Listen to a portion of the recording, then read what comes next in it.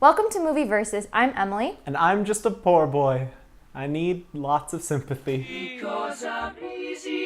Today we are reviewing Bohemian Rhapsody, but we're doing something a little bit different today. Instead of comparing the film to another film, we are comparing it to the entire biopic genre to see where it went wrong. Bohemian Rhapsody tells the story of Queen frontman Freddie Mercury, his struggles with addiction, his sexuality, and his bandmates. At least, that's what it thinks it's about. What did you think of the movie? Well, Dakota, I was expecting something very different. However, the film that we did get was pretty fun, except I think the film really suffered from all the creative pull from Brian May and Roger Taylor. I agree. I really enjoyed the movie. I had a lot of fun watching it, but there was a lack of focus. It was weirdly paced at times, and the changes to the story and like the tameness of it really took a lot away from Freddie Mercury as a person and a character. I think we should start on a positive note. What did you think was good about the film? Only Mike Myers' cameo. What about I'm in love with my car? Well, that's the kind of song teenagers can crank up the volume in their car and bang their heads to. Bohemian Rhapsody will never be that song. But in all seriousness, the best part of the movie was easily the Live Aid concert. It was probably the most accurate part of the film to the second. Rami hits every single beat. All we hear is Radio Gaga, Radio Goo Goo, Radio Gaga. All we hear is Radio Gaga. All right! Obviously, the music in Bohemian Rhapsody is good, but I can't tell if that's just because they're Queen songs as performed by Freddie Mercury. Like the real Freddie Mercury, it's actually his voice. It was definitely interesting to see the origins of some songs, most notably We Will Rock You. It showed us how much they wanted to connect with the audience and reward the audience for that connection. Imagine thousands of people doing this in unison. What's the lyric?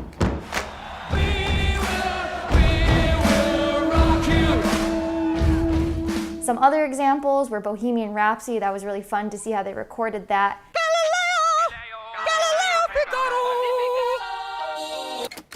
How was that? Higher. If I go any higher, only dogs will hear me. And I really enjoyed how during the middle of a band scuffle, Deacon just starts playing the iconic bass line to Another One Bites the Dust. Slapping the bass, man. In those moments, that's really where we see the camaraderie of the band. And it really shows. They felt like a band, not like actors playing a band. The acting was fantastic, and the likenesses to the real people are uncanny. You know what else is uncanny? What, Emily? How bad the rest of the film is. There's definitely a lot wrong with Bohemian Rhapsody, but we kind of boiled it down to two main points. One, a severe lack of focus, and two, the creative dictatorship of Brian May, Roger Taylor, and Jim Beach. the two former being members and the latter being the manager of Queen. The lack of focus is really clear from the outset. Freddie's just in the band all of a sudden, and then he's dating Mary with no build up to that. And Queen becomes famous faster than it takes me to None of these accomplishments felt earned at all. The entire beginning just feels like an extended montage, and I would say the entire film feels like a highlight reel, never delving into one specific event or any one person, especially Freddie. We come out of the theater knowing exactly what we knew before about Freddie, that he's a flamboyant performer, that he's a brilliant musician, and that he had a complicated relationship with his sexuality. We wanted to know more than these surface level facts. Yeah, like where does he get his love and talent for music? How is he such a good songwriter? Where does his inspiration come from? Whenever Freddie writes a song, he just writes it right down, looks at the page and declares, ah yes, this is genius. Oh yeah, that's good. There's never any indication of how he got there. Instead of showing you Freddie's character, they just show you things happening to Freddie and have him react predictably flamboyantly. Freddie Mercury is whoever the movie needs him to be. Bohemian Rhapsody goes out of its way to avoid an R rating at the insistence of the producers, but at the same time, when the film needs conflict, Freddie becomes the antagonist for completely fabricated reasons. We could go on forever about all the inaccuracies of the film, but what's especially disheartening is that they made Freddie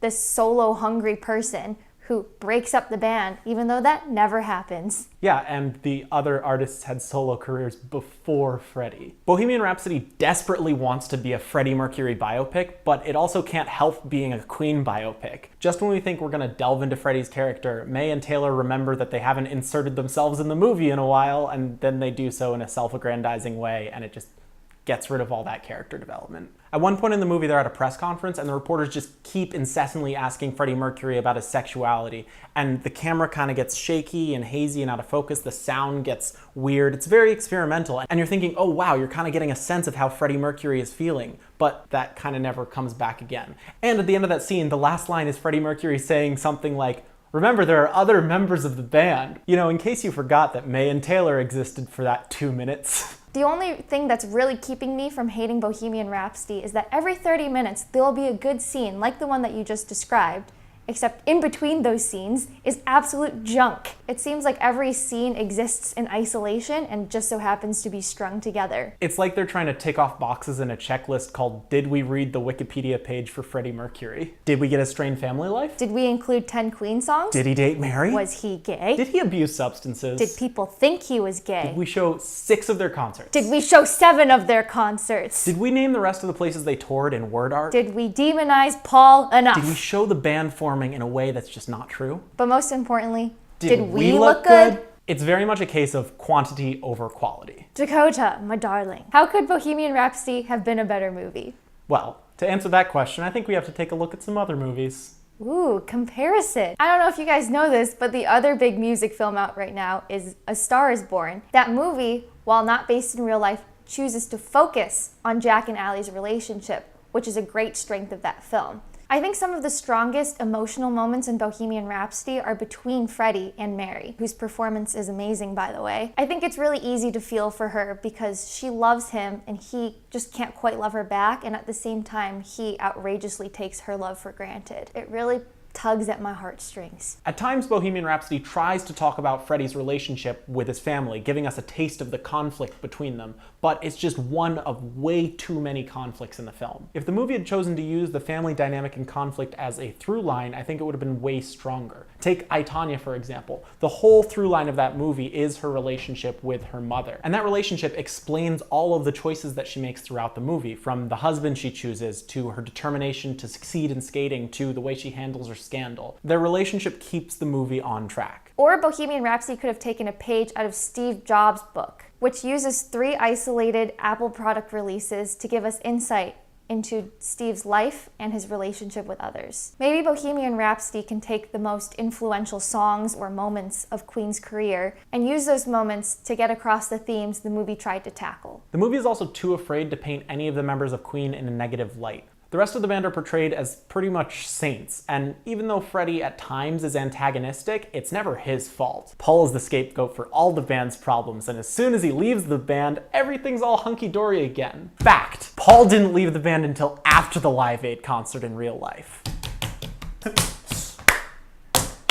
At least a movie like Walk the Line, for example, isn't afraid to villainize its main character, which I think greatly adds to the emotional weight of the film, something Bohemian Rhapsody is lacking a lot in. Yeah, but did he walk hard though? Bohemian Rhapsody has all the tropes that Walk Hard has, but unironically. Fortune favors the bold. One of the things they teach you in any writing class is that creativity comes from constraint. Sometimes our best work comes when we have some limitations, and the filmmakers of Bohemian Rhapsody didn't want any limitations, and they got everything, but none of it was as good as it could have been. Less is more. Except for in the case of food. Or mud.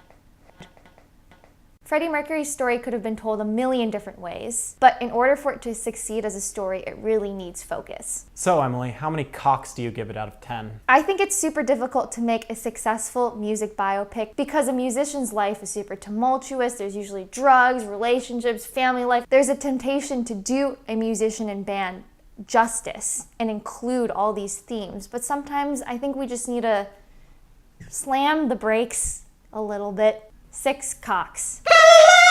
I had fun watching the movie, and that alone, I think, gives me 5 cocks. The rest of the movie only adds 1, though, so I'm gonna give it an even 6 cocks. It's been so hard for us to review good films. Yeah, hopefully next week will be better. We're putting the girl in the spider's web against Charlotte's web. We're putting the raccoon in the tool shed against Trisha in the blanket. We're putting the Trisha in the blanket against Charlotte's web. Bye!